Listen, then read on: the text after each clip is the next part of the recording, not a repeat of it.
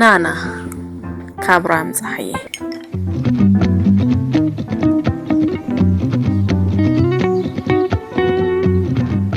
ናና እወዳለሁ። ሻዩን በናና ቢሆን ምርጫዬ ነው። ዛሬ አንድ ካፌ ቁጭ አልኩና ሻይ አዘዝኩ። መቼም ካፌ ከገባው ከሻይ ውጭ አላውቅም። በተለይ ኬክ ይሉት ነገር ሞቴ ነው። ስሞቹን ጥላ ከተባልኩ ተቆራሽ ከማለት ውጪ ለካፌ የማልሆን ገገማ ነኝ። ደግሞ የባሰው ነገር ጽንፈኝነቴ ነው። ወንድ ልጅ እንዴት ኬክ ይበላል እላለሁ። ወንዱ ነው የሴት ልጅ ትንሿን ጣት የምታክል ማንኪያ ይዞ የኬክ ክሬም ሲያማስል ማየት አይመቸኝም። ልክ ባልሆንም የሚያጎርስ ራሱ ባጋጥመኝ ምኞቴ ነው። ወንድ ልጅ እጁ ሲጠቀልል ወይም ሲቆርጥ እንጂ ሲነክርና ሲያማስል ደስ አይልም። የወንድ ልጅ ሸካራ ነውና ሻከር ያለ ቦታ ላይ ቢገኝ ምን አለበት? ወንድ ልጅ የብረት ወንበር ሲጎትት እንጂ ስፖንጅ እየመረጠ ሲቀመጥ ጥጥ የምትፈትል ወይዘሮ ከመምሰል ውጪ ጾታውን አይመስልም።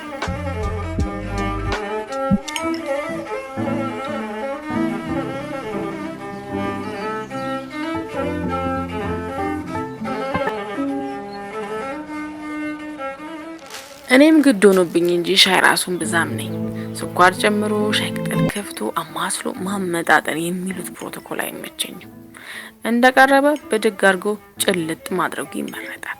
ከዚያ አፈናበስ አድርጎ እሺ ባክህ እና እንዴት አደረግው ያንን ጉዳይ አይነት ጨዋታ ይሻለኛል። የምርጫ ጉዳይ ነው። በርግጥ ካፌ ውስጥ ነጻነት አለ።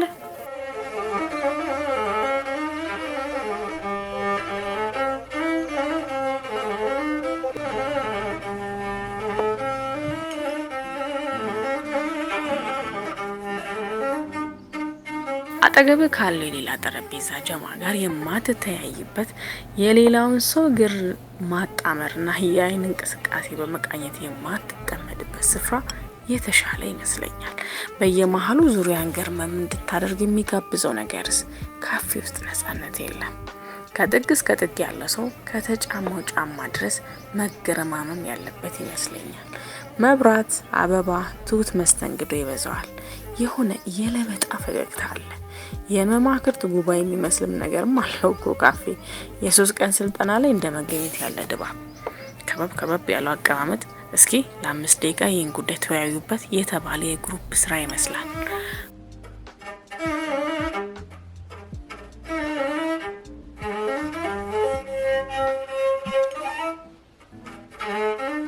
ቋ ቺርስ። ካፌ ደመቅ ያለ ሙዚቃና ቋ የሚል የቺርስ ድምጽ የለውም። እስኪ ሙዚቃውን ቀይሮ አይነት ጭብጨባም የለበትም። ካፌ ጨዋ ሙድ ነው። ጨዋነት በሌለበት ዓለም ጨዋነትን ለማስፈን የሚሞክር ወርክሾፕ።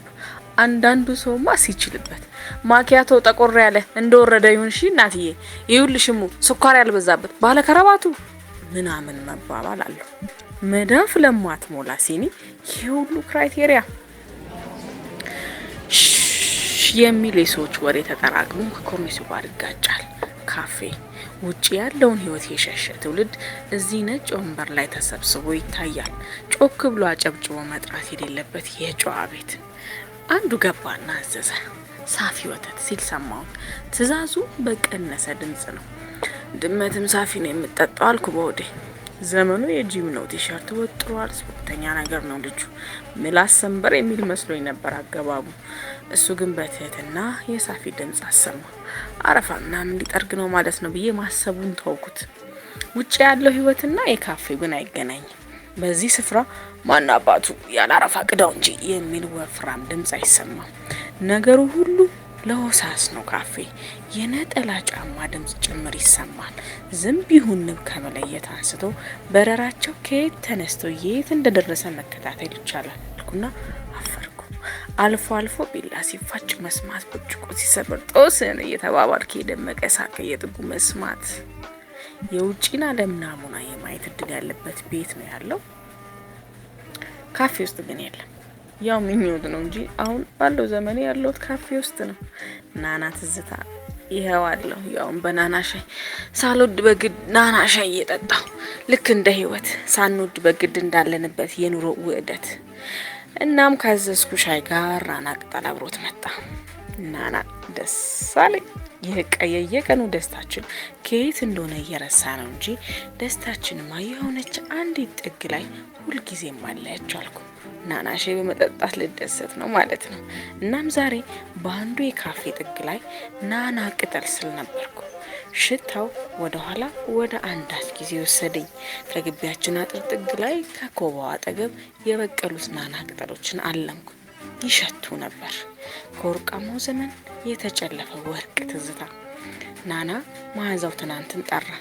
የናና ቅጠል ወደ ናና ከረሜላ ያለ ፍቃድ ወሰደኝ። ነጩ ናና ከረሜላ፣ ቀለማማዎቹ ጠጠር ከረሜላዎች አሁን ግን አሉ። ስኳር በወረቀት ተጠቅልሎ፣ ዘይት በብልቃት ተገዝቶ፣ ቡና የአንድ ብር የተላክንበት የንስሩ ሱቅ አሁን አለ ወይ? ናና ከረሜላ የሚመርቁልን የሰፈራችን ሱቆች ደህና ናቸው። ግን እነርሱ የነበሩበት ያ ዘመን በቅጽበት ወደ እኔ መጣ። ካፌ ነኝና ለማሰብ ጊዜ ያገኘው። ወደ ውጪ ሲወጣ የማላገኘውን የሌለውንና የማልኖረውን አሳሰበኝ። ካፌ፣ ናና፣ ትናንት፣ ትዝታ